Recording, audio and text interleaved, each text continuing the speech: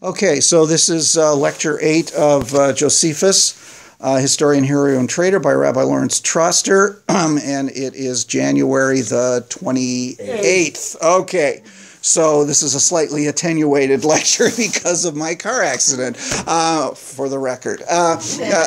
There were a couple of things I wanted to just go back to that came out of last week, one of which came up after I turned off the recording. But Suzanne asked a question last time that in our translation used the word seditious. And I went back, and in the Loeb translation, it usually translates them as troublemakers or some variation on there. So it's not as serious. It's not as serious. And I didn't get a chance to really look up the specific Greek word, but my assumption is that it's not as serious as seditious would be in English. Maybe the translation back then, it wasn't as serious as we make it sound.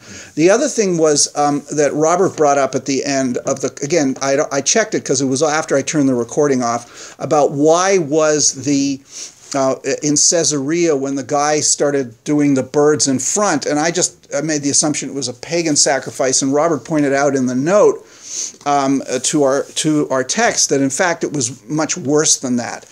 That this guy was replicating a sacrifice that is recorded in Leviticus, is the kind of sacrifice one does when there is a leper as part of the purification process, a leper.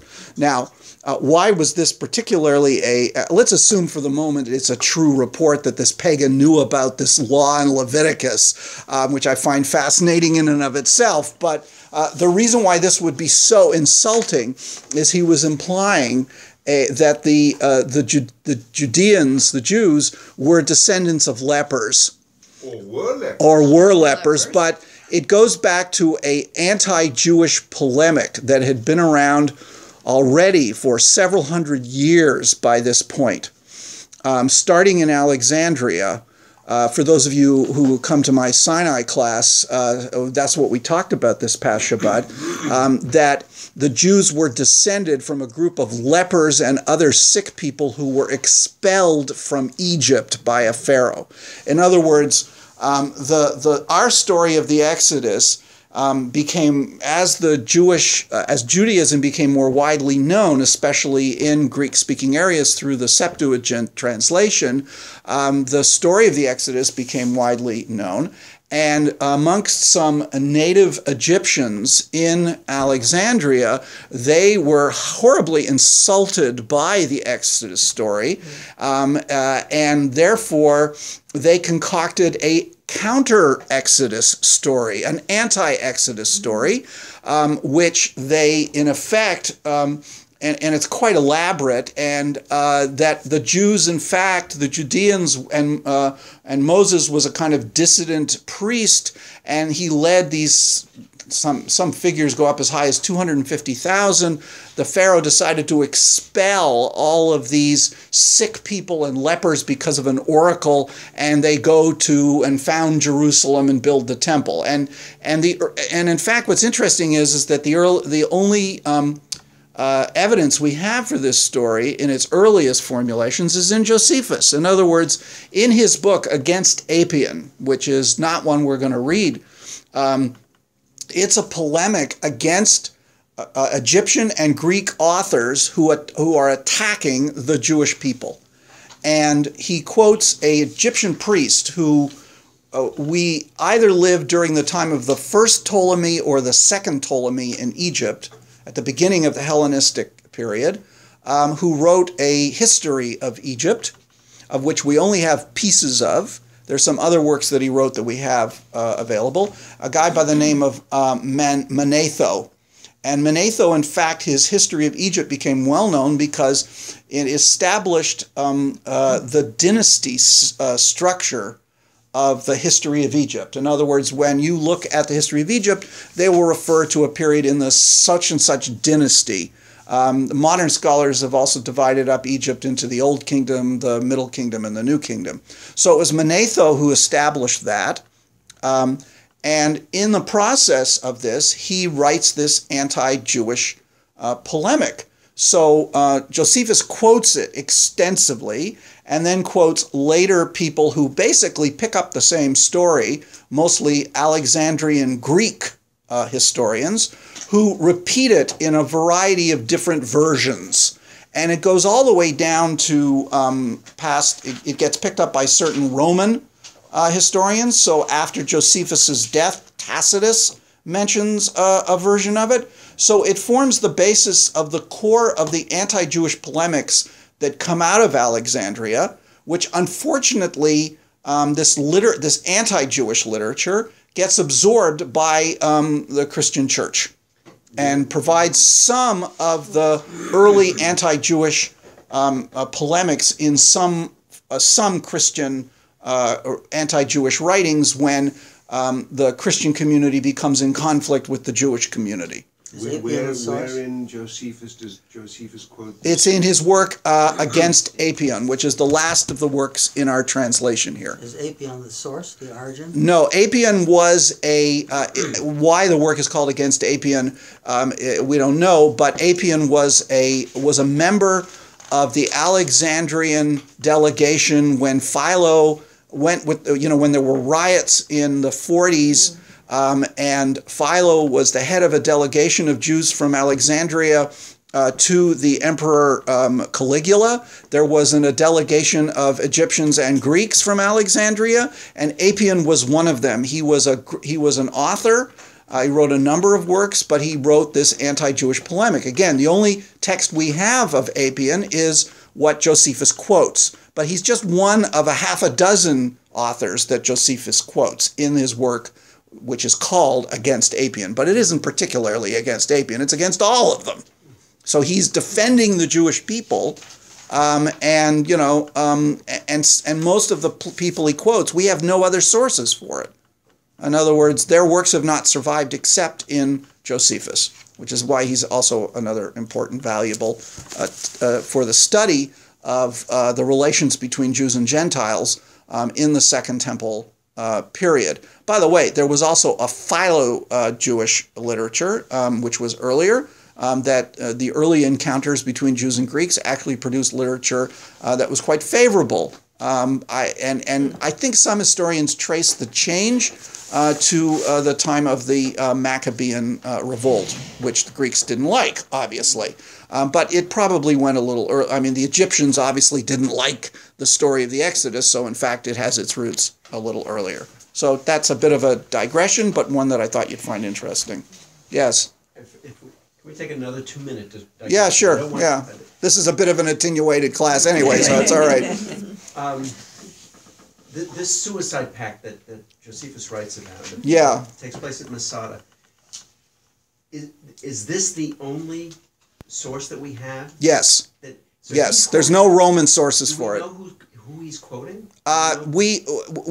He wasn't there. Right. So there's two. He probably again he had access to the Roman military archives. And he probably, so he could have, maybe he spoke to some of the officers who were there, if they found their way back to Rome. Perhaps he, by the way, the last book of the wars, people feel, was added later. In other words, the original edition may have only been the first 6 books. The 7th book, which includes the Masada story, might have been a little bit later. He did write it.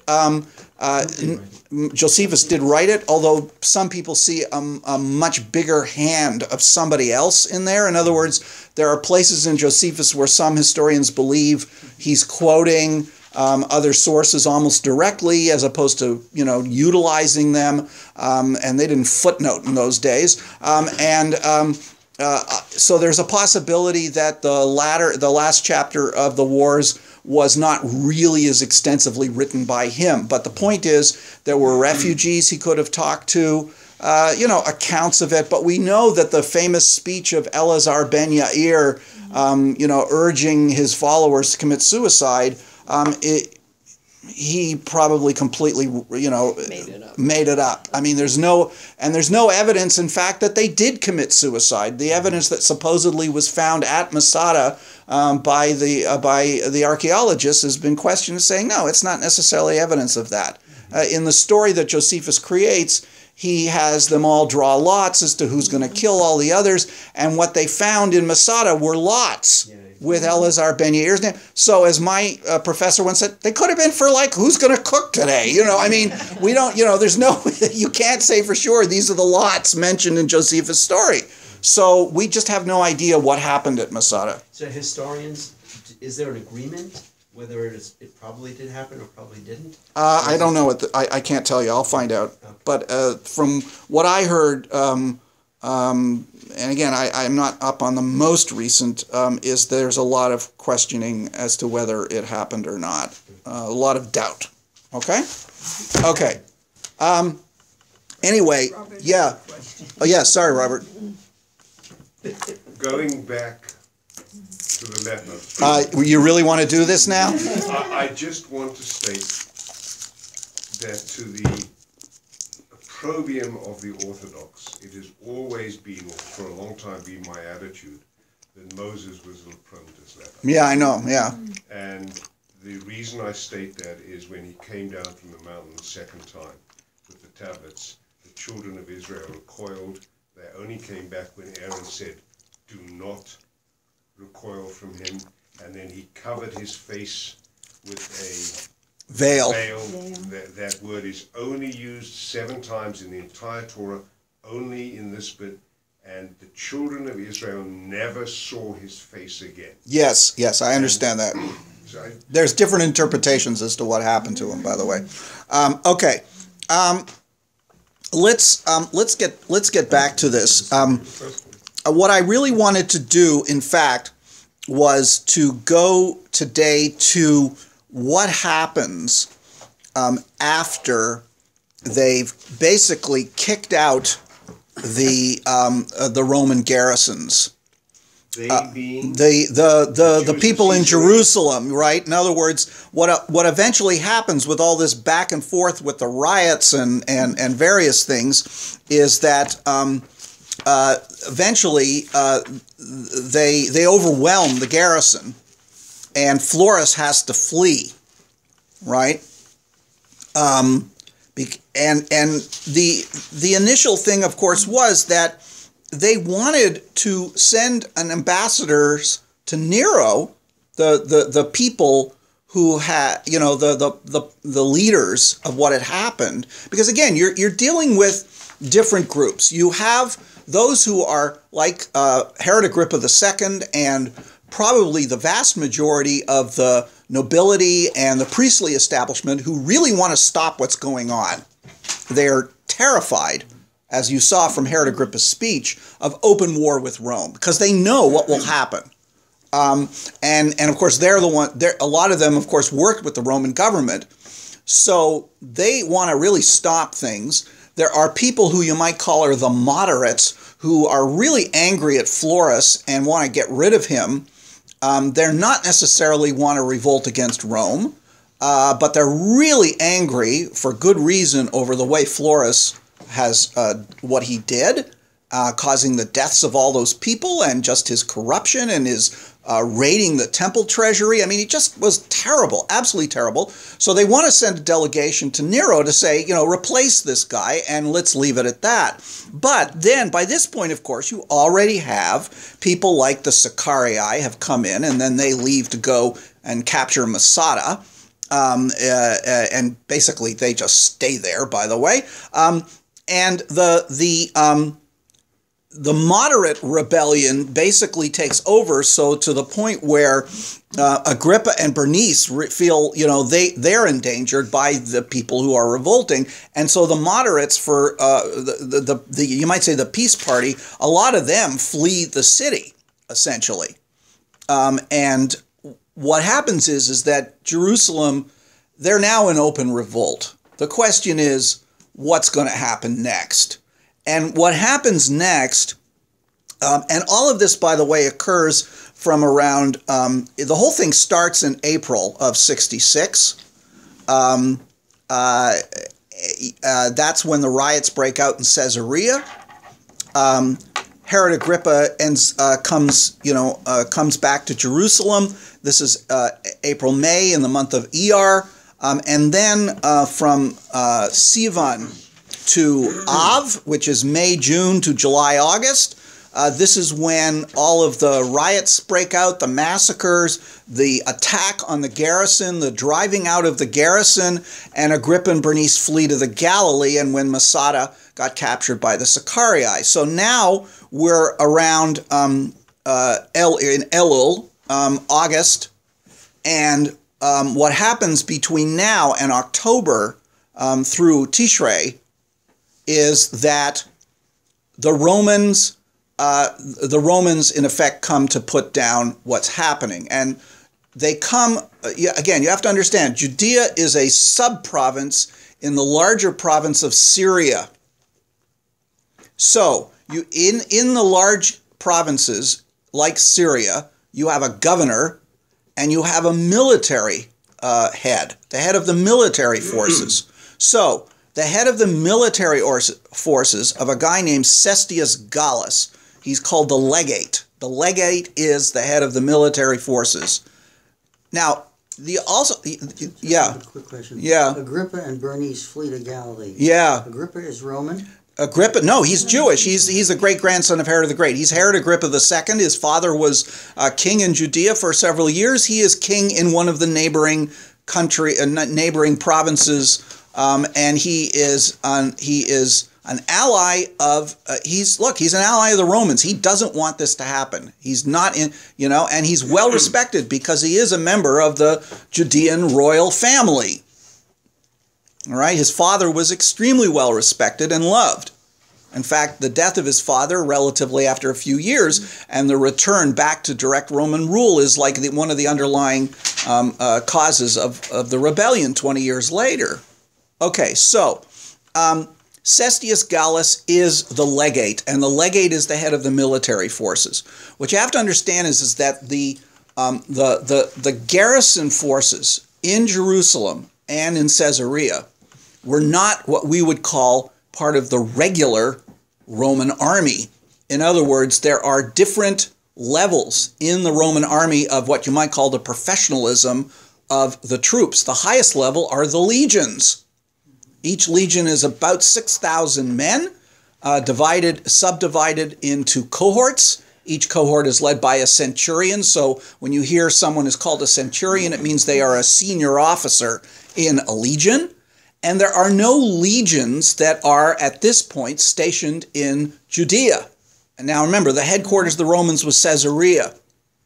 What you have are what are called auxiliary troops, which are a second level, often made up of people, locals, all right? And they're not yet up to that highest level of professionalism and equipment and other things. You're saying local Judeans? No, Greeks probably, and Romans. Okay. Again, the legions could be made up of. They were not all people from Italy, and by this point, in fact, many of them were people from other parts of the empire. And if a legion was established in a particular country for a long time, a lot of the legionnaires eventually became, were people who were locals. But they were the really highest level of the troops, and the legions were usually reserved for the border areas where there was likely to be, dealing with people beyond the border of the empire. In other words, the Romans were very good at establishing specific borders to the empire, which they had all kinds of things, defensive arrangements. And the legions were established behind the borders so they could rapidly, if there was, like in Syria, I think there were 3 legions who were stationed in Syria. And so if there was an attack by the Parthians, they could very quickly be brought to bear. They would then bring, depending upon what they needed, they would bring legions from Egypt. I think there were 2 legions stationed in Egypt. So the troops that you had stationed in Judea were not legionnaires. They were auxiliaries. So now what you have is that Cestius Gallus is now bringing legions to the area in August of 66. And in fact, we know particularly which legion he's bringing. One of the fascinating things is we know the history of almost all the Roman legions. They were numbered, they were named. We know most of their histories, not only from writings, but inscriptions. So he brings a Syrian legion, which is the 12th legion, called the Fulminata, and he reinforces it with units of 3 other legions, not like full mounts, but plus auxiliaries and allied troops. In other words, local rulers who are aiding the Roman effort. And this includes the troops of Herod Agrippa II. He has his own forces, who are Judeans probably, and others, or a total of 30,000 soldiers. That is a huge force. So if you remember the map, he's coming down from the center of Assyria, down the coast, which the capital of the province of Syria was Antioch. So he comes down the coast to Caesarea, and from Caesarea, he's going to move inland towards Jerusalem. That's what he's going to do, because Jerusalem is the center of it. The one thing I did not include in this period is that because of what had happened in Judea, there were riots broke out again in Alexandria. Serious riots, and also in I think in Antioch. There are serious riots between Jews and Greeks in these places. And in fact, the riots in Alexandria are put down by the Roman legions led by our good friend Tiberius Alexander, the nephew of Philo. Philo is probably dead by this point. In fact, I'm pretty sure he is. And Tiberius, having gone completely over to the Romans, allows his legions basically to do whatever they want, and they slaughter thousands of Alexandrian Jews. So here's a guy who's not afraid to attack his own people. He is the traitor. Yeah, exactly, right. Tiberius Alexander is the Jewish traitor par excellence, and he's considered that by Jews. But anyway, what happens is that he first of all he subdues the Galilee, as I've got the district near Narbata, Sepphoris, which was one of the largest cities in the Galilee, which surrender because they didn't want to be involved in this. And then he comes to Acre, and then he goes on Caesarea and Jaffa, and he massacres about 8,400 people in the process. Because again, when the Romans put down a revolt, they don't fool around. So, and he continues. He goes to Lydda and Aphek. There's a battle in Geva, a small battle. He loses 500 soldiers to Simon Bar Giora, who's going to become one of the most important of the rebel leaders. And what's interesting is that Simon Bar Giora is reinforced by people from Adiabene. Do you remember Adiabene? That's a kingdom up near what we would call Kurdistan today, whose queen and her son converted to Judaism. Well, evidently there are now Adiabene Jews who the Adiabene kingdom had close connection with Jerusalem. The queen of Adiabene had supplied food during a famine. So evidently there are now Adiabene Judeans who've come down to help out with the revolt, and because Simon Bar Giora is reinforced by some of them. So Gallus then advances on and takes Jerusalem. This is in Mar Cheshvan in October of 66. And if you want to, I want to read this part because this is one of the critical turning points in the war. So if you go to Book 2, Chapter 19, number 7, which is on page 757, and it's line 540. And here... 632. Yeah, okay. In other words, there's a long description here of what's going on. Back in number 5, line 533, it says, many of the principal men of the city were persuaded by Ananus, the son of Jonathan, the high priest, this is the high priest talking, to invite Cestius in the city and was going to open the gates to him. In other words, there are still a lot of the peace party people in Jerusalem who want the Romans to come in and put down what's going on, right?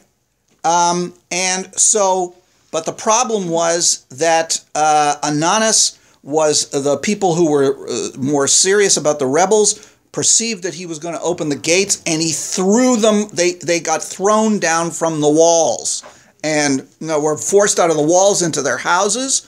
And so there was, in fact, a siege that took place. There were several battles, the skirmishes that took place.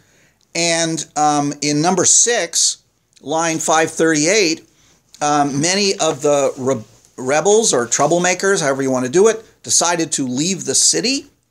And then it says, but the people upon this took courage, and where the wicked part of the city gave ground, thither did they come in order to set open the gates and to admit Cestius as their benefactor, who had, but he continued the siege a little longer, had certainly taken the city. So, in other words, the peace party opens the gates so he can come in. So now let's see what happens.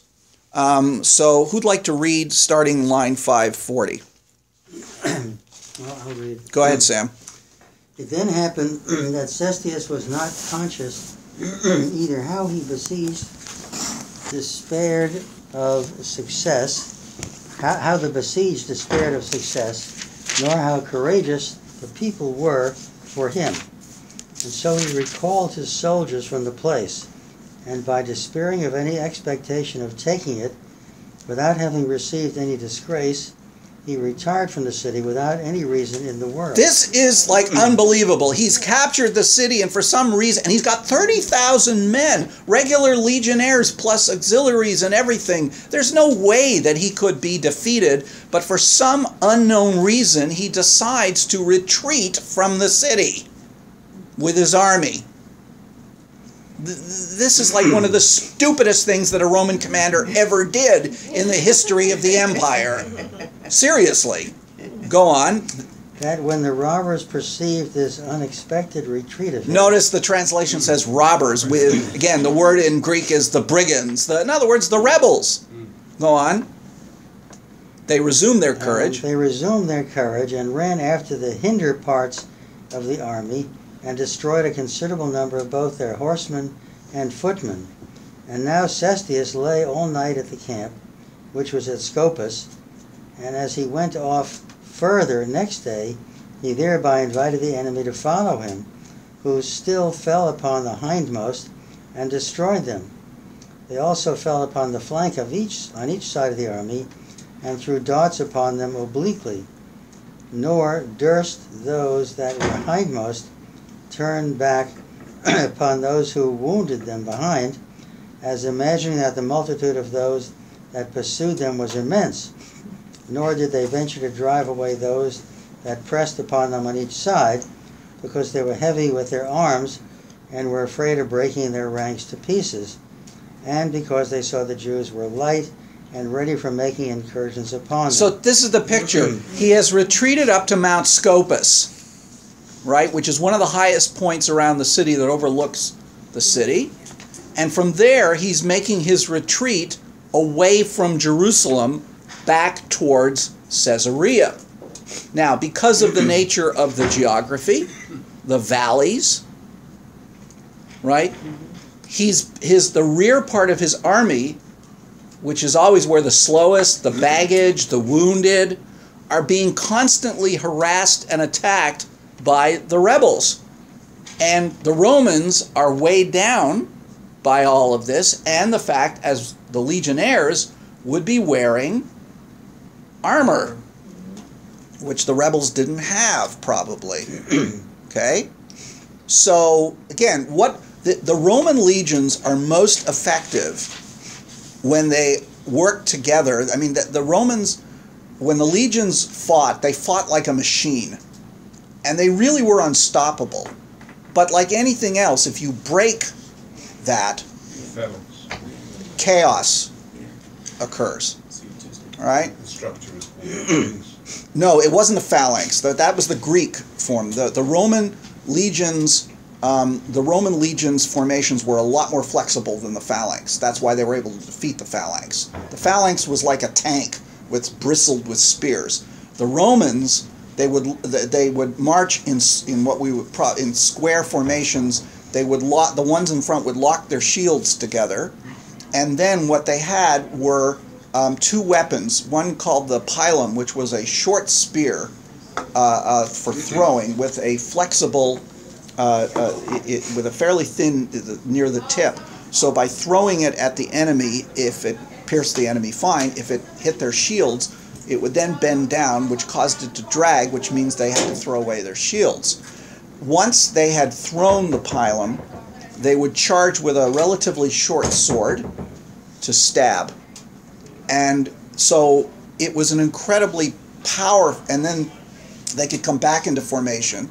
And if they were being attacked with stones, they actually create something that was called a tortoise, where they would put the ones in the behind the front would put their shields. If they were laying siege to a city, for example, they would march in a formation up to the wall, where the ones behind would put their shields above, so they were completely covered like an armored tortoise. So it required an incredible amount of discipline and training. That's what distinguished the legions from the other troops, is they didn't have the training that these guys did.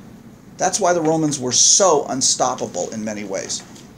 And by the way, cavalry could not, if the formation stayed together, no cavalry could destroy that formation, because horses will not charge at a bunch of spears. Okay? It's only when the formation breaks up that it becomes vulnerable to cavalry. So you get what's going on. He somehow, for whatever reason, he's withdrawn from Jerusalem.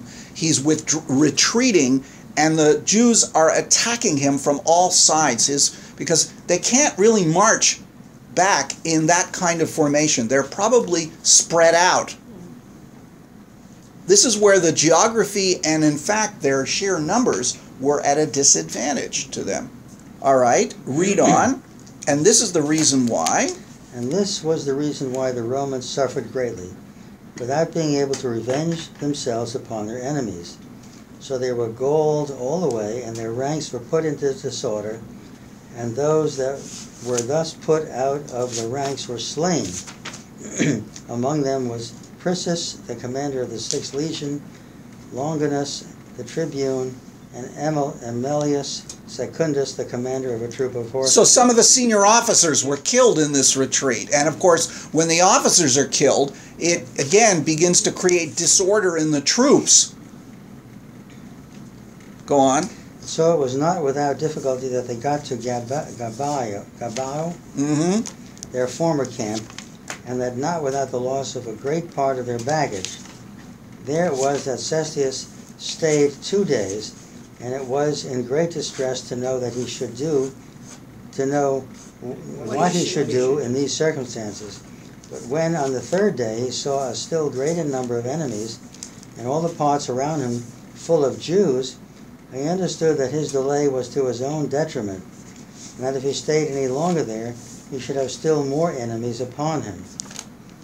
That therefore he might... Okay, so stop there. So in other words, he gets back to his previous camp that would have been a day from Jerusalem, and of course the Romans legions, whenever they made camp, it was a rule they had to erect a temporary wall around and a ditch. In other words, it was amazing what they would do every single night to make sure that the legions were protected. Well, who knows? Maybe he wasn't able to do this. And of course, they lost a lot of the baggage is where the food would be, and arms, and had to leave their wounded behind. This is not a good situation. This is like the British retreat from Afghanistan in several of the wars between the British fought several wars in Afghanistan, and there was one infamous retreat from Kabul, and I think it was in the 19th century, where they left one man alive. Yes, one to go and tell. Exactly, they lost hundreds and hundreds of regular British troops as well as Indian troops, and they were all massacred as they marched from Kabul to the Khyber Pass to get back to British India, because they kept just getting harassed and harassed and harassed until there were not enough to stand. So this is a similar situation. I can imagine Cestius might have thought that this was a trap, that the gates of Jerusalem were thrown open, they would come in, and then be massacred in this massive labyrinth of alleyways and houses. Yeah, the Trojan And horse so maybe, kind of. It's possible, but don't forget, he had 30,000 troops, and the rebels had nowhere near that kind of number. And of course, not as well armed, obviously, or disciplined. Train. You'd think he was be so disgraced he'd fall on his sword. Or maybe he does later on. Well, by the way, there's one interesting point here that I forgot to mention is that we don't know what happened to Florus, by the way. He fled the city, and Josephus doesn't mention what happens to him. I mean, if you read some accounts of this, they will say that, he was killed. But I checked it out. There's no record of what he's killed, and I don't know, he's not ever mentioned again. So we don't know whether he was killed or disgraced or whatever, but he's long gone from the scene at this point. Cestius is supposed to be an experienced general, and he's got experienced troops, and he's completely blown this campaign. The note at the bottom was a very Christian, that he knew about Jesus' forecast. And, Yeah, that's right. Yeah, okay. Somebody want to pick it up at number 8, line 546. That therefore he might fly the faster. That therefore he might fly the faster, he gave orders to cast away what might hinder his army's march. So they killed the mules and the other creatures, excepting those that carried their darts and machines, which they retained for their own use. And this principally because they were afraid lest the Jews should seize upon them. He then made his army march on as far as Beth-horon. Okay, Beth-horon. Beit-horon. Okay. Horon. Now, stop there. What are these machines that you're talking about? Catapults? Yes, not there were different sizes of catapults, but they also had these things that fired these very large arrows, okay, like giant crossbows. And these were part of the war material that was, of course, would, not only kill people, but also scare them off. But yes, they probably had some catapults because they were going to be, involved in a siege, they thought. So the Romans carried all this stuff with them when they marched. I mean, really. All right, so they get as far as a place called Beth-horon. And if you can sort of make it out on the map. It's right here. It's halfway between Jerusalem is here. Here's Lydda. Here's Caesarea. And so it's sort of halfway between Jerusalem and Lydda. Okay, you see that? Because you can see the solid red line. So you can barely make it out. It says Beth-horon. All right, that's where he ends up. Okay, read on.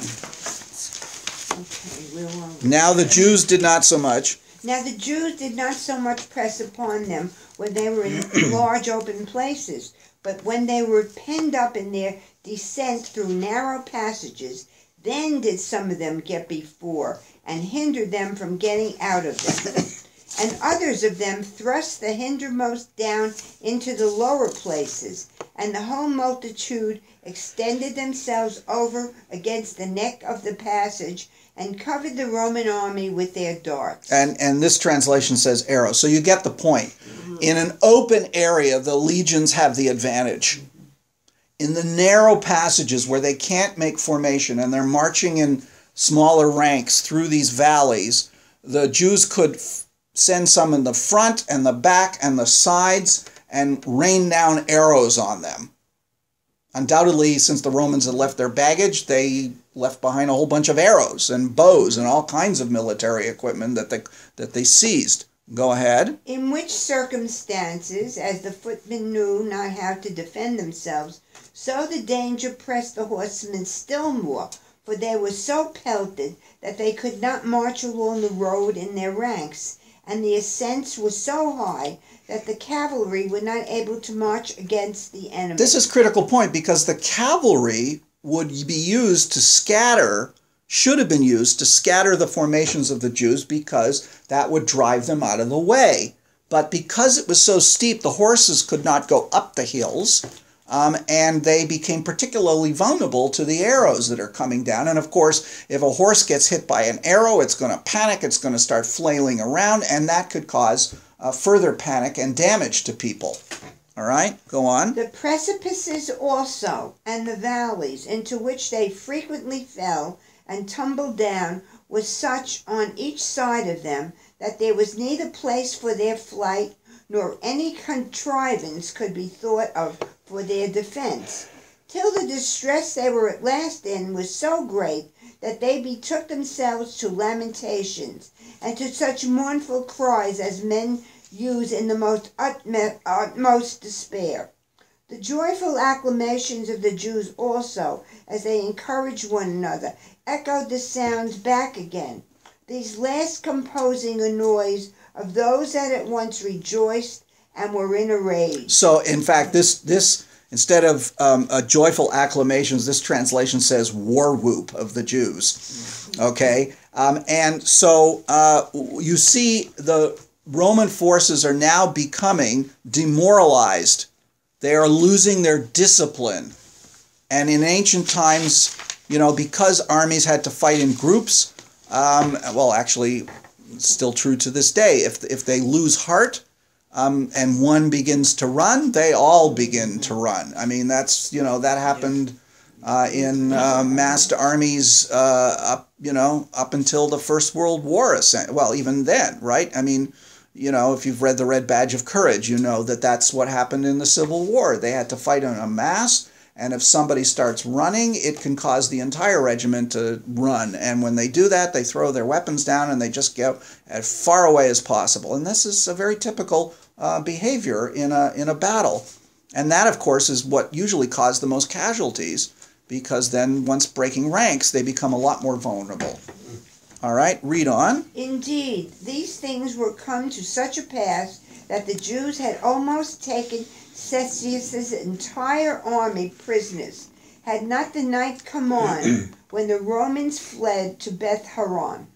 And the Jews seized upon all the places round about them, and watched for their coming out in the morning. So here it is. The Roman army has now lost its discipline and is on danger of being completely destroyed, and is now trapped in Beth Horon. Okay? So this certainly doesn't paint the Roman army in a good light. When Josephus, when did he write this? He wrote this about year 90, so you're talking less than 20, about 15 years after the events. Yeah, so I mean, I guess, I mean, wasn't he trying to paint the Romans in a good light? No. Depends on who. The fact of the matter is, he wants the Jews to be seen as heroic to some extent. He's walking a very fine line here. He doesn't. He can't stand the rebels. He has to show, as we saw, that what the rebels are doing is against the will of God. He has to support. Titus is when he's writing this. Titus is emperor. I think it's still when Titus is emperor. Vespasian's already dead, because Vespasian did not live that long. While he died in 79, so he was emperor for about 10 years, and Titus didn't last that long either, apparently. And so it's either he's writing this during the time of Titus or his brother Domitian, who took over after him, and so he has to show the Flavians in a good light, but the Flavians aren't on the scene yet. Vespasian's not on the scene yet. Okay? The fact is, if you go through some of the great victories and defeats in history, there are things like this before the fall. Exactly. What you're going to find is the fall. But if you look at, for example, Hitler's attack through the Ardennes, when he did in 6 days what they couldn't do in 4 years. Right. If you stopped at the end of those 6 days, you would have said, great, but we know that was just the beginning of a long and troublesome thing. I have absolutely no objection to this being an accurate recounting of a very successful campaign because of a very bad decision by a Roman general Absolutely. at the beginning. And but in the end... No, and by the way, it happened earlier during the reign of Augustus in Germany, where a Roman commander lost several legions to a massacre in the Teutoburg forests in central Germany, By the way, they've actually found archaeological evidence of the battle. Pieces of Roman equipment. They've scoured the forests there, because the forests haven't changed a hell of a lot since then. And there was a huge massacre of Roman legions under the time of Augustus, and Augustus was reported to cry out, "Where are my legions?" And what the Romans did after that is they cut back on what territories they were going to take in Germany. They pulled back to a more western defensive line, precisely because they realized, we can't extend the borders of the empire indefinitely, and we have to only do it where there are defensible borders. Now, they still were east of the Rhine for a couple of hundred years, and in fact, their defensive lines east of the Rhine, the ruins of them can still be seen today in Germany. It wasn't a wall like Hadrian's Wall. It was a series of fortresses that if tribes tried to break in, they would have to pass around these garrisons, and then the legions could come up from the west. What happened is that they, in the 2nd century, they pulled back to the Rhine, and the Rhine and the Danube became the absolute borders of the empire in Europe. There was a gap between, obviously, the Rhine and the Danube, and they set various defensive lines up. So they had suffered this kind of defeat before. Look what happened when they fought the Carthaginians, Hannibal. The greatest defeat the Romans ever suffered was at a place called Cannae in Italy, where Hannibal slaughtered close to 100,000 Roman troops. And the generals, if you read the account of the battle, it was a complete trap that Hannibal set on a flat plain. Okay? So they suffered great defeats, but they always came back. They always came back. They learned their mistakes. So yes, Cestius Gallus is not, I don't know his previous history as the legate. I mean, he was an experienced general. He had to have been to be appointed that. They weren't purely political appointments. There was always politics involved, but he had to have had experience as a general, a commander. He had to have come up through the army, not from the lowest ranks, in order to achieve where he was. So maybe I'll see if I can find out. I mean, we don't necessarily know everything about these people, but he had to have been an experienced general to get that kind of position, because the legate of Syria was one of the most important military positions in the empire. In other words, there were several key military officers in key border provinces, and they had a lot of power, in addition to the governors. So he had to have been there. This is a really bad mistake. So, Mike, you want to pick? What was it about Judea? Why did the Romans want Judea in the first place? Because it is a very strategic area. It's a very strategic area because it's a narrow strip that links Egypt, which was absolutely critical for the Romans, because Egypt supplied a large part of the wheat and other grains for the feeding of the Roman populace. You've heard of bread and circuses. You have to keep the population fed. And one of the chief sources of wheat came from Egypt, plus all kinds of other wealth and trade, because Alexandria was the second, I don't know if it was the largest or second largest, I don't know whether Rome was bigger at this point, may have been, was either the first or second largest city in the empire. And Syria was, of course, critical because it was the border with the Parthians, for which the Romans, fought for hundreds of years. So Judea is the linchpin, the road up the coast from Egypt, from the Nile Delta, up through what is today the Gaza Strip and Israel, to what we call Haifa, right? This road was the road which armies marched from Mesopotamia to Egypt and vice versa. So this was called the Via Maris in Roman geography, the way of the sea. This was a very critical, which is why, Caesarea was like a very strategic city and had an extensive harbor. An artificial harbor, by the way, for the most part. Archaeologists have found in the waters off Caesarea the Roman harbor, Herod built it first, but the Herodian and subsequent Roman harbor that they created is enormous. If you go there today, they have an interactive center where you can see what it was like. Right. And, how, through the age, what happened at various times. Okay, now we're going to get to the climax, which I want to get to before we finish. So, Mike, you want to pick it up at 551? And then it was that Cestius, despairing of obtaining room for a public march, contrived how he might best run away.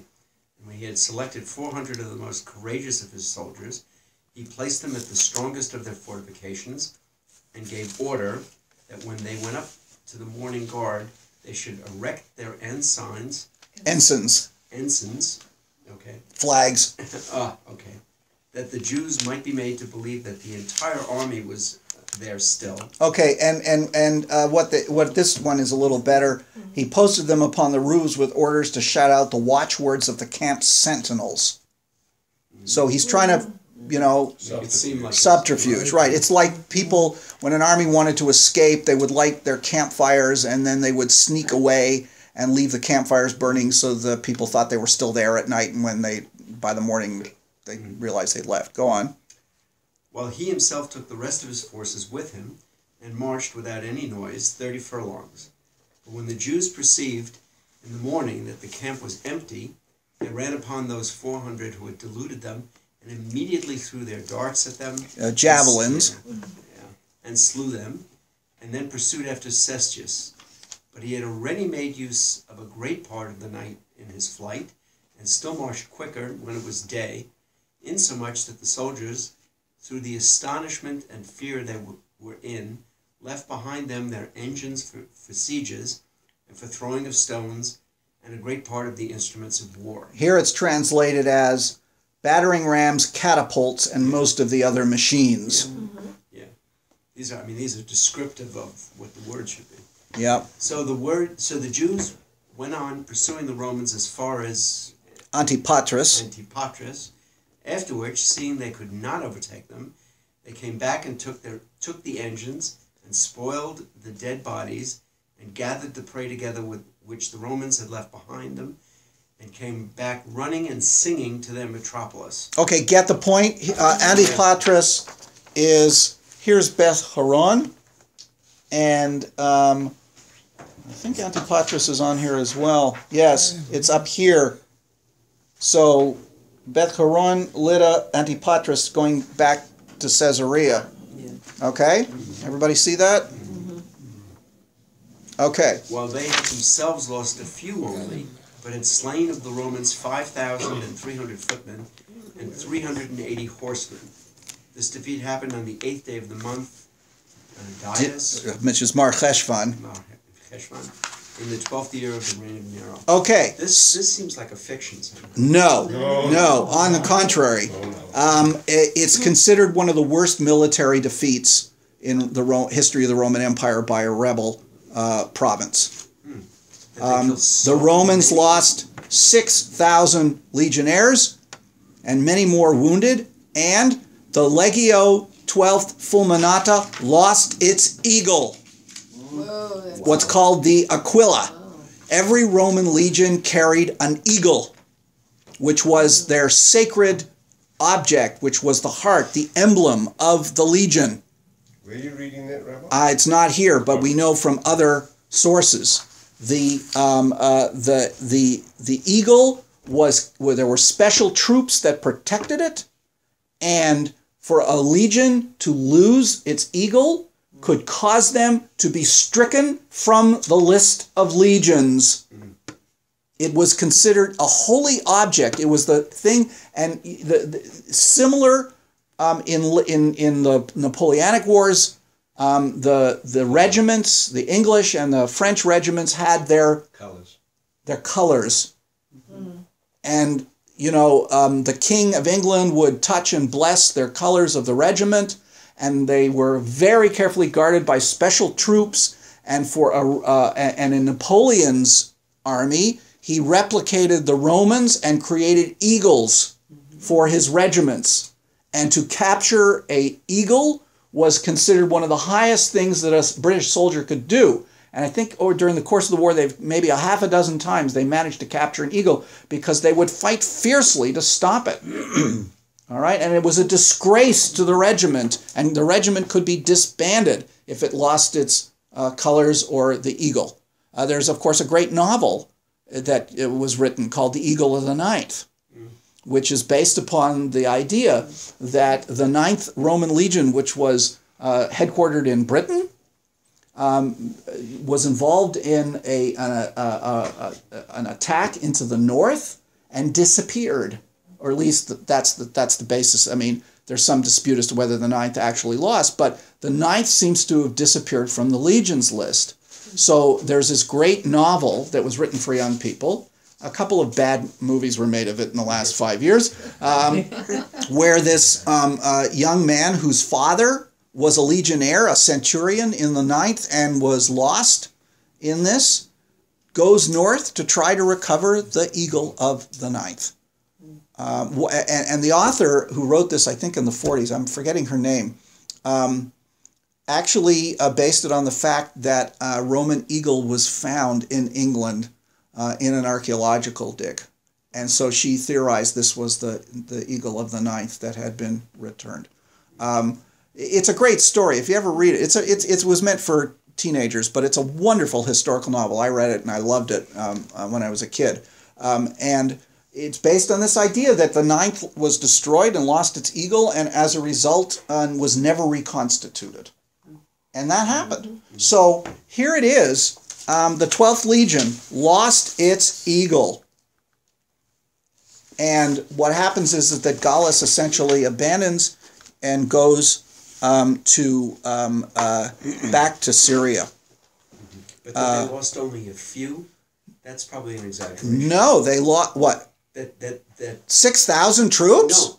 The Jews. The Jews lost. It says lost only a few. That could have happened. There were such lopsided victories. Again, the Romans, you have to see this as the Romans panicked and lost their discipline and found themselves completely trapped. And essentially Cestius got out with whatever troops he could back to Caesarea, and he was disgraced because of this. It's all a function of the terrain. Yep. Kabul Pass, and there's a place in Crete, a place in Crete called the Koro Gorge, where even though they occupied Crete, the Nazis were never able to occupy the Koro Gorges just because of the topography. Yes. Was the American Revolution with the beginning when yes. the British soldiers were marching? Well, exactly. I mean, terrain is extremely important because the Romans, and this was true of the massed armies at the time, the professional armies were really meant to fight each other in a set-piece battle on a flat plain, which, by the way, there were 4 great victories of Judah the Maccabee. They were all, except for the last one, were up in like mountain gorges and things. And he was fighting against the lower level of troops. The last victory that Judah did was a set plain battle against the regular Greek forces under a general named Nicanor. And that was a big deal, okay? Which is why the Jews proclaimed it as a holiday for hundreds of years, Nicanor Day, which, by the way, is the day before Purim. So if you want to celebrate Nicanor Day. Anyway, so we're going to, what we're going to, okay, so just to sum up, by the end of November of 66, the Romans are out of the area. The rebels have won. And what happens subsequently is the clearing out of any remaining garrisons in the area. But they were in Caesarea, I think you said, yes? Yeah, I don't know whether I don't remember offhand at the moment whether they captured Caesarea, but the point is the Galilee was and what you find is that over the winter, the Jews basically consolidate. They prepare for what they know is going to come. That's when Josephus is appointed as the military commander in the Galilee. There's all kinds of political machinations of people who don't want him there, back and forth. I mean, essentially, what you find in the rest of Book 2 of the war is all of that. In other words, there's all this internal dissension going on, back and forth and back and forth. And the Jews are beginning to fortify themselves in different areas. But again, don't forget, not everybody wants to do this. And the people who are against the war are murdered or driven out of Jerusalem. And the rebels consolidate their hold. At the moment, you still have a relatively moderate faction in control of the rebellion in Jerusalem, coalition government. The Sicarii are now ensconced in Masada, not really doing anything after that. And what's happening? Well, Nero, of course, is really upset over what happens, and he appoints Vespasian. And Vespasian takes the winter to gather his forces. So what you have is 5 months or so where there's no fighting, really. It's only in the spring of 67 that Vespasian returns to the area, and he comes very well prepared.